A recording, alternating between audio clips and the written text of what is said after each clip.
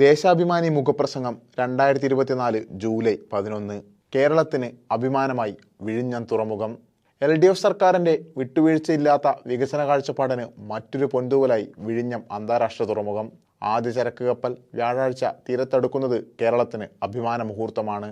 ഇന്ത്യയിലെ ആദ്യത്തെ ട്രാൻസ്ഷിപ്മെന്റ് തുറമുഖമാണ് വിഴിഞ്ഞം. സെമി ഓട്ടോമേറ്റഡ് കണ്ടെയ്നർ തുറമുഖം ഒക്ടോബറിൽ കമ്മീഷൻ ചെയ്യുമെന്ന തുറമുഖ മന്ത്രി VN വാസവന്റെ പ്രഖ്യാപനം ആഹ്ലാദത്തോടെയാണ് കേരളം എതിരേൽക്കുന്നത്. ഇന്ത്യയിലെ മറ്റൊരു തുറമുഖത്തിനും അവകാശപ്പെടാനാകാത്ത വികസന മുന്നേറ്റമാണ് ഇവിടെ ഉണ്ടാകാൻ പോകുന്നത്. അത് കേരളത്തിന്റെ സമ്പദ്ഘടനയിലും വികസനത്തിലും നിർണായകമാകും. അന്താരാഷ്ട്ര ചരക്ക് നീക്കത്തിൽ മാത്രമല്ല, വ്യവസായം, ടൂറിസം രംഗത്തും കുതിച്ചുചാട്ടത്തിന് വിഴിഞ്ഞം വഴിവെക്കും. കൂറ്റൻ ആഡംബര കപ്പലുകൾക്ക് എത്താനുള്ള പ്രത്യേക പാതയും ഒരുക്കുന്നുണ്ട്.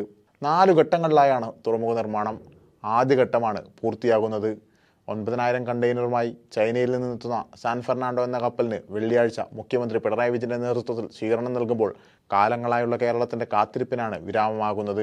നൂറ്റാണ്ടുകൾ പഴക്കമുള്ള തുറമുഖത്തിന്റെ വികസനത്തിനായി നീണ്ട നാളത്തെ മുറവിളികൾക്കൊടുവിൽ 2015 തുടക്കം കുറിച്ചത്. UDO സർക്കാരിന്റെ അവസാന കാലത്ത് അദാനി ഗ്രൂപ്പിന് കരാർ നൽകിയതൊഴിച്ചാൽ മറ്റൊന്നും നടന്നില്ല. കഴിഞ്ഞ 8 വർഷത്തെ LDF സർക്കാരിന്റെ നിരന്തര ശ്രമത്തിന്റെ ഫലമാണ് തുറമുഖം യാഥാർത്ഥ്യമാകുന്നത്.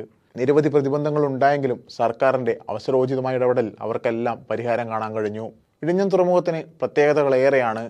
അന്താരാഷ്ട്ര കപ്പൽപാത ഇവിടെ നിന്ന് 10 നോട്ടിക്കൽ മൈൽ മാത്രം അകലെയാണ്. ഡ്രഡ്ജിംഗ് കൂടാതെ 20 മീറ്ററിലധികം സ്വാഭാവിക ആഴമുള്ള ഇന്ത്യയിലെ ഏക സ്ഥലമാണ് വിഴിഞ്ഞം. ഇതുമൂലം 24,000 TUവിന് മുകളിൽ ഭാരം കയറ്റാവുന്ന കൂറ്റൻ കപ്പലുകൾക്കെടുക്കാൻ ഒട്ടും പ്രയാസമുണ്ടാകില്ല.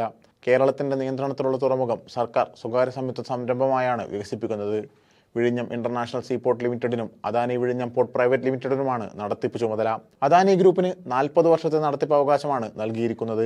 31,000 കോടി രൂപയാണ് ആകെ ചെലവ് കണക്കാക്കുന്നത്. 7,700 കോടി ചെലവിട്ടാണ് 1ാം ഘട്ടം പൂർത്തിയാക്കുന്നത്. ആദ്യമെത്തുന്ന സാൻ ഫെർണാണ്ടോ ലോകത്തിലെ 2ാമത്തെ കപ്പൽ കമ്പനിയായ മെർസ്കിന്റെ മദർഷിപ്പാണ്. ഇതിലെത്തുന്ന 2000 കണ്ടെയ്നറുകൾ ഇറക്കി വെള്ളിയാഴ്ച വൈകിട്ട് തിരിച്ചുപോകും. ഇതിൽ 400 കണ്ടെയ്നർ ഇറക്കാൻ തുറമുഖത്തൊരുക്കിയിട്ടുള്ള സൗകര്യം പ്രയോജനപ്പെടുത്തും. കൊൽക്കത്ത, മുംബൈ തുറമുഖത്തേക്കുള്ള കണ്ടെയ്നറാണ് ഇറക്കുന്നത്. ഇത് അങ്ങോട്ട് കൊണ്ടുപോകാനുള്ള വാണിജ്യ കപ്പലുകളും അടുത്ത ദിവസം വിഴിഞ്ഞത്തെത്തും. വെള്ളിയാഴ്ചത്തെ സ്വീകരണത്തിന് ശേഷം 3 മാസത്തെ ട്രയൽ റണ്ണാണ്. ഇതിനിടയിൽ നിരവധി കപ്പലുകൾ തുറമുഖത്തെത്തി തിരിച്ചുപോകും. ഇന്ത്യയുടെ അന്താരാഷ്ട്ര വ്യാപാരത്തിന്റെ കവാടമായി മാറുകയാണ് വിഴിഞ്ഞം. Europe, Persian Gulf, south east Asia, far east എന്നിവയെ ബന്ധിപ്പിക്കുന്ന കപ്പൽപാതയായി വിഴിഞ്ഞം മാറും. തിരുവനന്തപുരം വിമാനത്താവളത്തിൽ നിന്ന് 16 കിലോമീറ്റർ മാത്രമാണ് തുറമുഖത്തേക്കുള്ളത്. ഇന്ത്യയിലെ ഏറ്റവും നീളം കൂടിയ റെയിൽ തുരങ്കപാതയും വിഴിഞ്ഞത്തേക്കുണ്ടാകും. ഇന്ത്യയുടെ അന്താരാഷ്ട്ര ചരക്ക് നീക്കത്തിന്റെ 50% വിഴിഞ്ഞത്തേക്ക് മാറുമെന്നാണ് കണക്കാക്കുന്നത്. നിലവിൽ കൊളംബോ, ദുബായ്, സിംഗപ്പൂർ എന്നിവിടങ്ങളിൽ നടക്കുന്ന ഇന്ത്യയുടെ ട്രാൻസ്ഷിപ്മെന്റിൽ വലിയൊരളവോളം വിഴിഞ്ഞത്തേക്ക് മാറും.